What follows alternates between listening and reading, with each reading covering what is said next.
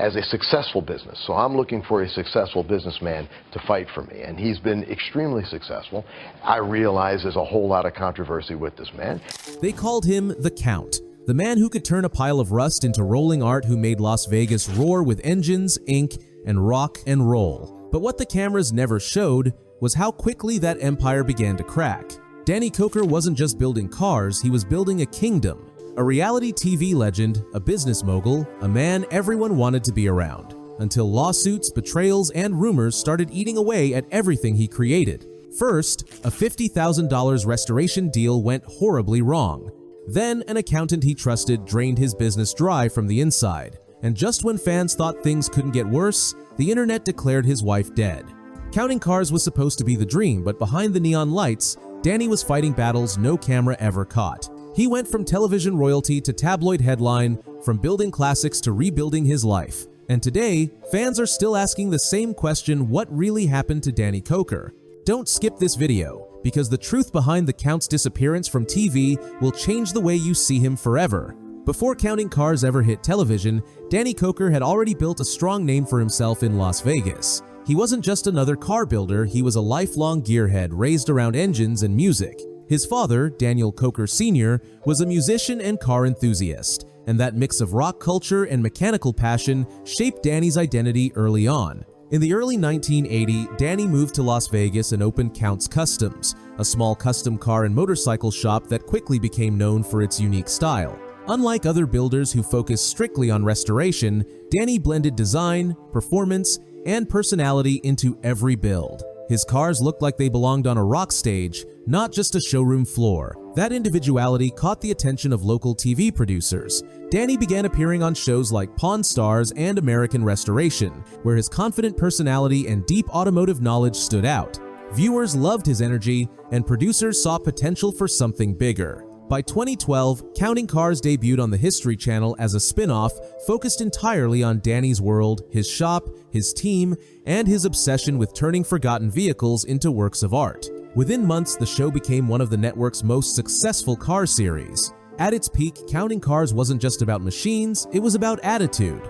Danny wore his identity openly: tattoos, leather, sunglasses, and a clear love for classic rock. He brought an authentic Las Vegas edge to reality TV that no other show had at the time. What many people didn't realize, though, was how quickly the fame grew. The shop became a tourist destination overnight.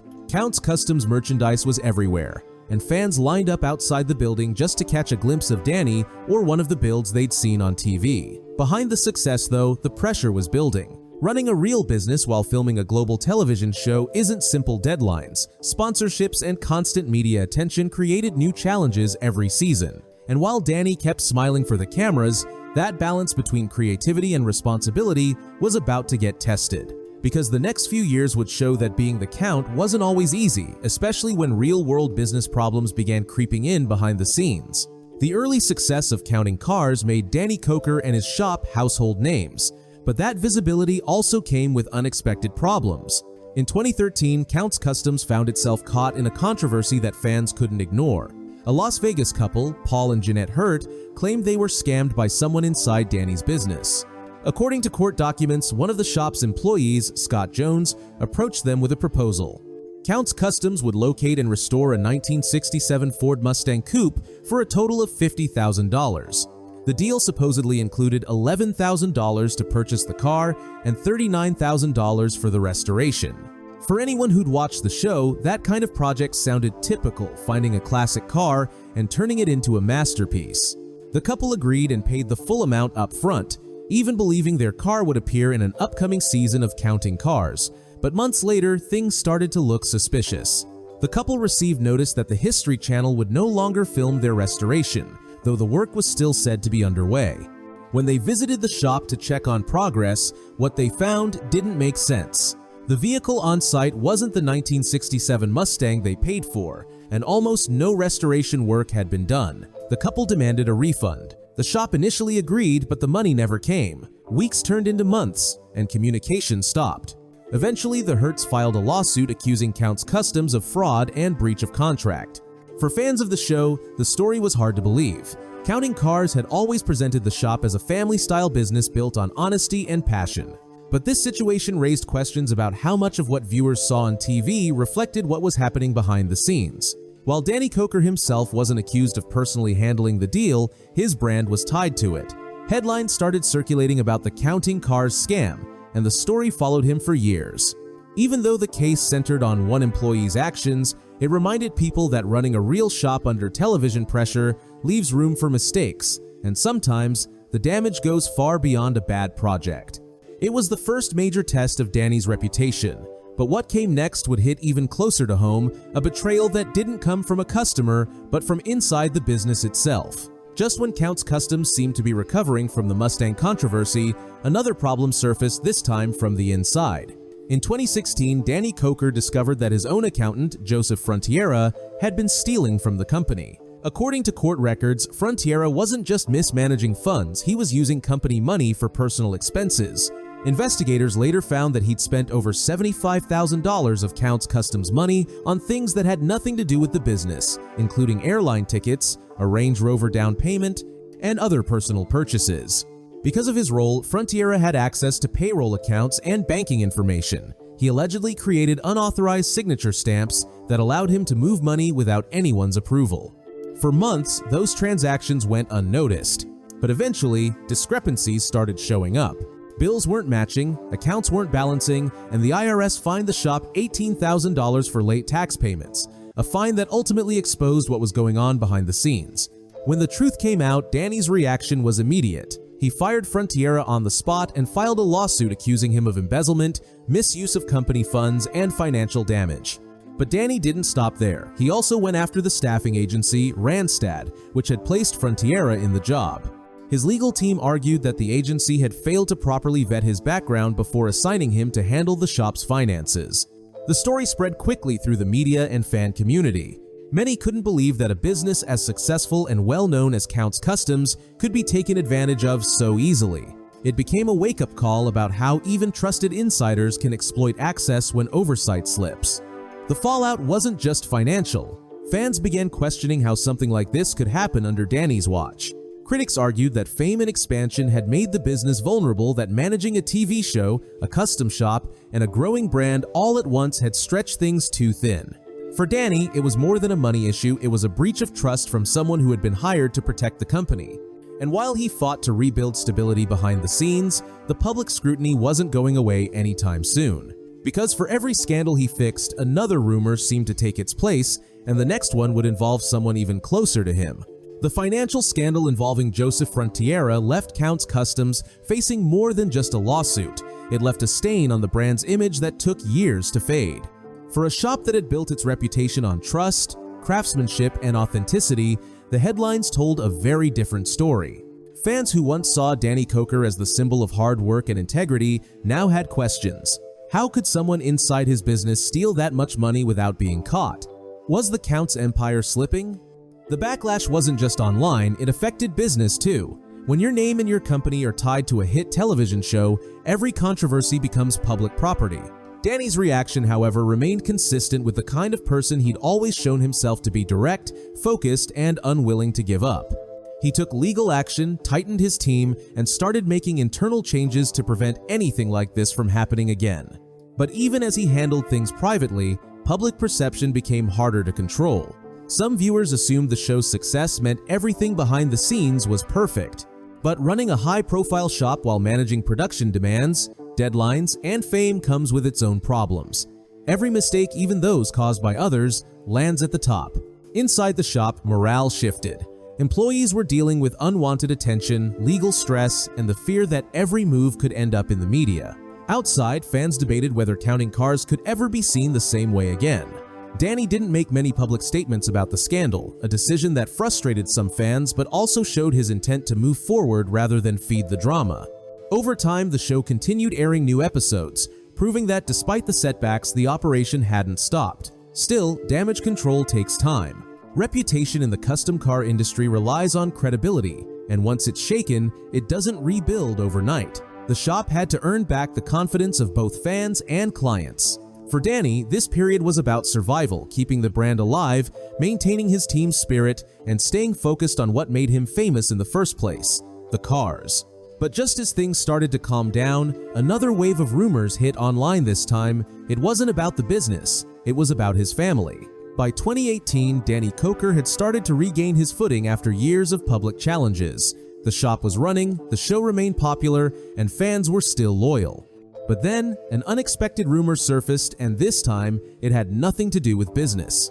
Social media posts began circulating claiming that Danny's wife, Danny Koker, had died in a car accident. The rumor spread fast, fueled by blogs and fan pages that repeated the same story without confirming any facts. Within hours, tributes and condolence messages flooded comment sections. For many fans, it felt like another tragedy connected to the Counting Cars family. The problem was none of it was true. No official statement came from Danny or his management team at first, which only made the situation worse. Silence online often gets mistaken for confirmation, and speculation grew that something serious had happened. Eventually, credible sources stepped in to clarify the confusion. The reports of Corey's death were completely false. The story had originated from a case involving another woman with the same name, who had indeed been involved in a fatal accident. Unfortunately, that coincidence was enough to cause chaos across fan communities. Danny Koker was alive, healthy, and continuing to help manage the family's growing businesses. Those who had followed her knew she wasn't just Danny's wife, she had a strong career background of her own. With a degree in broadcasting and experience in production, Corey had worked behind the scenes in television before joining the management side of Count's Customs-related ventures. At the time of the rumor, she was helping run Count's Vamped Rock Bar and Grill, a Las Vegas music venue owned by the couple.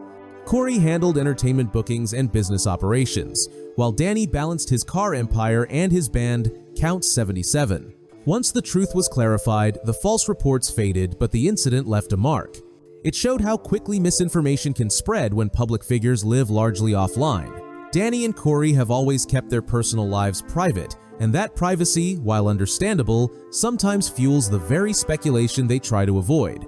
The rumor became a reminder of how fame changes everything. Even when you step back, the public never stops watching, and one wrong post can turn a quiet moment into a headline. Still, Danny and Corey didn't let it slow them down. They kept working, performing, and growing their businesses. But as the years passed, fans started to notice something else. Counting Cars itself was quietly coming to an end. By 2021, Counting Cars had quietly reached its final stretch.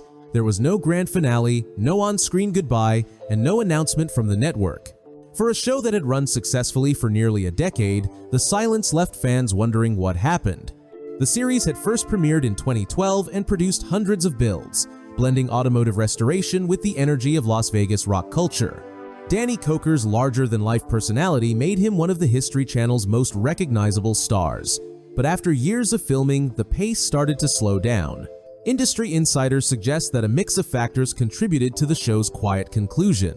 Filming a real business while maintaining production demands is expensive and time-consuming. The longer the series ran, the more pressure it placed on the staff, the shop, and Danny himself. Balancing television production with actual customer work became increasingly difficult. At the same time, the TV landscape was changing. Viewers were moving towards streaming platforms, and many cable-based reality shows faced declining ratings. Counting Cars wasn't canceled publicly, but new episodes simply stopped airing, marking an unspoken end to one of the most popular car shows of its era. For Danny, the decision to slow down production made sense. Running Count's Customs had always been more than television. It was his life's work. When the cameras left, the real shop didn't close. The crew continued taking on projects, building cars for clients, and welcoming fans who visited the Las Vegas location daily. Even without the spotlight, Count's Customs remained one of the most visited custom car shops in the city. Fans could still tour the facility, see the builds, and sometimes catch Danny in person. To him, the show had been an incredible chapter, but it wasn't the whole story. Stepping away from TV gave him time to refocus on what mattered most: the craft, the community, and the businesses he'd built around his passion. It also gave him space to return to his first love, music. Because while the end of Counting Cars surprised many fans, Danny's creative drive didn't stop with the final episode. In fact, off-camera, he was about to launch into one of the busiest and most productive phases of his career. After Counting Cars went off the air, Danny Koker didn't fade away, he shifted gears. Without the constant schedule of filming, he turned his attention fully toward his businesses and personal passions, proving that his success was never just a product of television fame. Count's Kustoms remained at the heart of everything. The Las Vegas shop continued operating as a full-scale restoration and customization business, taking on projects that reflected the same creativity seen on screen. Fans visiting the shop today can still find the same atmosphere that made it famous, the mix of chrome, leather, and rock energy that defined Danny's brand from the start. His second major venture, Count's Vamp Rock Bar and Grill, also continued to thrive. Managed by his wife, Corey, the venue became a central spot for local and touring rock bands. It wasn't just a restaurant, it was a stage for live music, connecting Danny's two greatest passions, cars and rock and roll. Over the years, Vamped built a strong community of musicians, fans, and tourists who came not just for the food, but for the culture Danny created. Then there was Count's 77, Danny's own hard rock band. Even while filming Counting Cars, he never stopped performing. The group released original music and continued touring across the United States, showing that Danny's commitment to music was just as serious as his commitment to cars. The band's performances, often held at Vamped, became a symbol of his lifestyle, loud, bold, and unmistakably authentic. Beyond the entertainment side, Danny also expanded his brand through Count's Tattoo Company, a custom tattoo shop in Las Vegas that fits perfectly within his aesthetic. He doesn't tattoo himself, but the shop's design and culture reflect his style: creative, edgy, and connected to the same fan base that grew from Counting Cars. He even launched Count's Kustoms tour experience, allowing fans to explore his world firsthand. The tour takes visitors to landmarks connected to Danny's career, from Count's Kustoms to Vamped and other Vegas spots that played a role in his journey. It's part tourism, part tribute to what he's built over the decades. What stands out about Danny's reinvention is how consistent he's been. While many TV personalities struggle after their shows end, Danny simply went back to doing what he was already doing long before the cameras arrived. His brand didn't depend on a network, it depended on authenticity. Today, his legacy isn't measured by television ratings, but by longevity.